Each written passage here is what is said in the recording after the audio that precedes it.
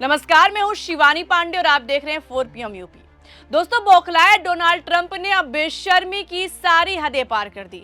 सारी limit cross करते हुए ट्रंप गाली गलौज पर उतर आए हैं। एक तरफ ईरान ने डोनाल्ड ट्रंप के 48 घंटे के अल्टीमेटम को लात मार दिया, तो वहीं दूसरी तरफ ट्रंप इतना बौखला उठे कि ईरान को गाली बकने लगे, ऐसी की तैसी करने की धमकी दे रहे हैं। लेकिन यही धमकी ट्रंप के लिए काल बनता जा रहा है। ईरान को गाली देने वाले ट्रंप के अपने ही उनके खिलाफ उतर आए हैं। अमेरिकी नेता कह रहे हैं कि ट्रंप पागल हो गए हैं, उनको पद से हटाने की मांग तक होने लगी है।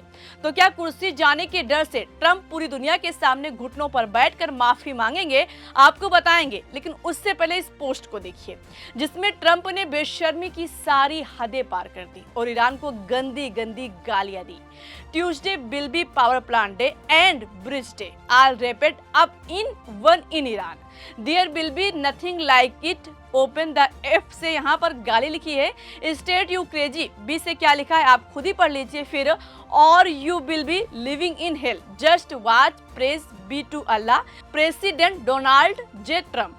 यानी दोस्तों, ट्रंप ने ईरान को 7 अप्रैल की शाम तक का अल्टीमेटम दिया है कि अगर होर्मुज नहीं खुला तो पावर प्लांट और पुलों को तबाह कर देंगे। वो ईरान को गाली देकर कह रहे थे कि होर्मुज को खोलो, नहीं तो वो हाल कर दूंगा कि ईरानी नर्क की तरह जिएंगे। अपने इस पोस्ट में ट्रंप ने ईरान के लिए ऐसे अपशब्दों का इस्तेमाल किया जिसकी किसी देश के राष्ट्र अध्यक्ष से उम्मीद नहीं की जाती। लेकिन ट्रंप ने दुनिया के सामने अपना असली रंग दिखा दिया, गाली देकर साबित कर दिया कि वो किस स्तर तक गिर चुके हैं। ऐसी भाषाओं का इस्तेमाल वही इंसान कर सकता है जो अपना मानसिक संतुलन खो बैठा हो।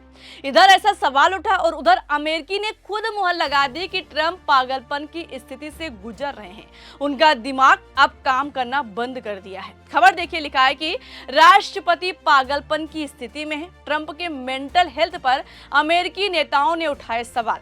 दोस्तों, ऐसा किसी और नहीं बल्कि ट्रंप की कट्टर समर्थक, जिनको माना जाता था रिपब्लिकन पार्टी की नेता और पूर्व सांसद मार्जोरी टेलर ग्रीन ने कहा है कि राष्ट्रपति पागल हो गए हैं। इतना ही नहीं, उन्होंने यहां तक कह दिया कि उनके प्रशासन में जो भी खुद को ईसाई बताता है उसे घुटनों के बल बैठकर ईश्वर से माफी मांगनी चाहिए, राष्ट्रपति की पूजा करना बंद करना चाहिए और ट्रंप के इस पागलपन में हस्तक्षेप करना चाहिए। उन्होंने ट्रंप से भी माफी की मांग की है दोस्तों। और उधर अमेरिकी डेमोक्रेटिक नेता रो खन्ना भी ट्रंप पर इतना भड़क उठे हैं कि बराक ओबामा की याद दिला दी है। रो खन्ना ने कहा कि स्टेट ऑफ होर्मुज युद्ध अपराधों की धमकी देकर, बिजली संयंत्रों पर अंधाधुंध बमबारी करके या ईरान को गालियां देकर नहीं खुलेगा। इसके लिए ओबामा जैसा तौर तरीका अपनाना होगा। हमें अब इस युद्ध को खत्म करना होगा। हमें तुरंत युद्ध विराम की जरूरत है। इतना ही नहीं, उन्होंने तो ट्रंप से दो टूक कह दिया कि वो युद्ध के लिए किसी नई फंडिंग का समर्थन नहीं करेंगे। दोस्तों, आज सत्ता की आंखों में आंख डालकर पत्रकारिता करना मुश्किल हो गया है।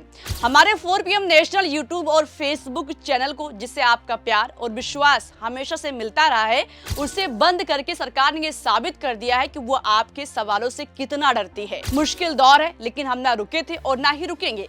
हम सच के लिए हमेशा लड़ते रहेंगे। ऐसे में 4 PM यूपी को ज्यादा से ज्यादा ज्वाइन करें और स्वतंत्र पत्रकारिता को जिंदा रखने के लिए जितना हो सके हमारा आर्थिक सहयोग करें।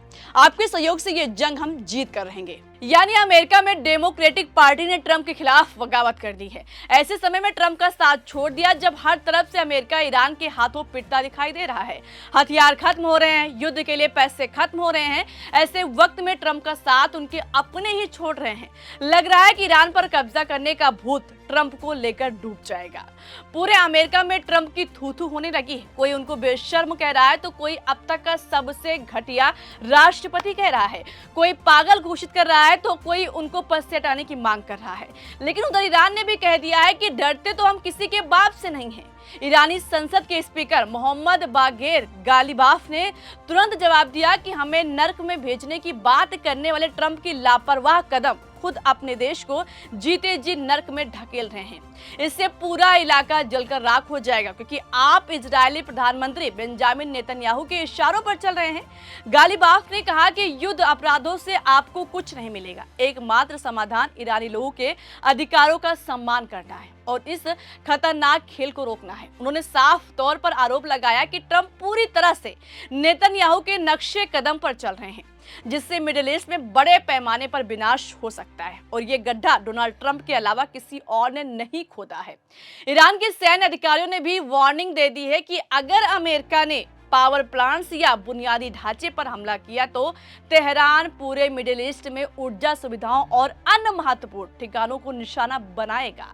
और अगर ट्रंप को लगता है कि उसकी धमकी से ईरान डर जाएगा तो ईरान तो किसी के सामने झुकने वाला नहीं है और न ही किसी से ईरान डरता है। सबसे बड़ी बात है कि कल तक ईरान को पाषाण युग बनाने की धमकी देने वाले ट्रंप से ईरानी दूतावास थाईलैंड की तरफ से कहा गया कि राष्ट्रपति जिस तरह की भाषा का इस्तेमाल कर रहे हैं उसे देखकर लगता है कि अमेरिका उम्मीद से पहले ही पाषाण युग में पहुंच गया है। दरअसल दोस्तों आपको बता दें कि ट्रंप ने ईरान को हॉर्मूज खोलने के लिए 10 दिन की मोहलत दी थी। ट्रंप ने कहा था कि 10 दिन के अंदर हॉर्मूज खोल दो, नहीं तो पावर प्लांट पर हमला करूंगा। अपने इस अल्टीमेटम को दोहराते हुए जब ट्रंप ने ईरान को गाली दी उसी दौरान कहा कि ईरान के पास केवल 48 घंटे बचे हैं, वो या तो डील करे या हॉर्मूज स्ट्रेट खोल दे, वरना मैं पूरे देश में तबाही मचा दूंगा, सब कुछ बर्बाद कर दूंगा। मगर ईरान कहां धमकी के आगे झुकने वाला। ईरान ने डोनाल्ड ट्रंप के 48 घंटे के अल्टीमेटम को खारिज कर दिया। ईरान ने इसे एक बेबस पुकार कहकर ट्रंप का मजाक उड़ाया। अब जिस तरह से ईरान डोनाल्ड ट्रंप के आंख दिखाने से नहीं डर रहा है, ट्रंप की धमकियों का ईरान पर कोई असर नहीं हो रहा है। ऐसे में देखने वाली बात होगी कि अब तो बस ट्रंप का 48 घंटा जो अल्टीमेटम है उसको खत्म होने में बस कुछ ही घंटे का समय बचा है। अगर हॉर्मूज नहीं खुलेगा तो क्या पावर प्लांट पर हमला होगा। हालांकि ईरान खोलने के मूड में तो बिल्कुल दिखाई नहीं दे रहा है। ऐसे में ईरान कैसे अमेरिका को मुंह तोड़ जवाब देगा। क्या 7 अप्रैल के बाद अब सबसे खतरनाक युद्ध शुरू हो जाएगा। क्या न्यूक्लियर अटैक होगा। क्या डोनाल्ड ट्रंप की कुर्सी जा सकती है। इस पर आपको क्या लगता है। आपकी जो भी राय हो अपने राय कमेंट बॉक्स में हमें जरूर बताइएगा। अभी के लिए इस पूरी खबर में इतना ही। बाकी तमाम खबरों के लिए बने रहिए 4 PM के साथ। नमस्कार।